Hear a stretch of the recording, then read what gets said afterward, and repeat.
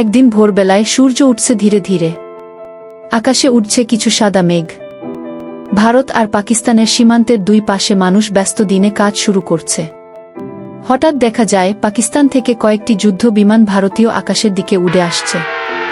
মানুষ ভয়ে তাকিয়ে আছে উপরের দিকে।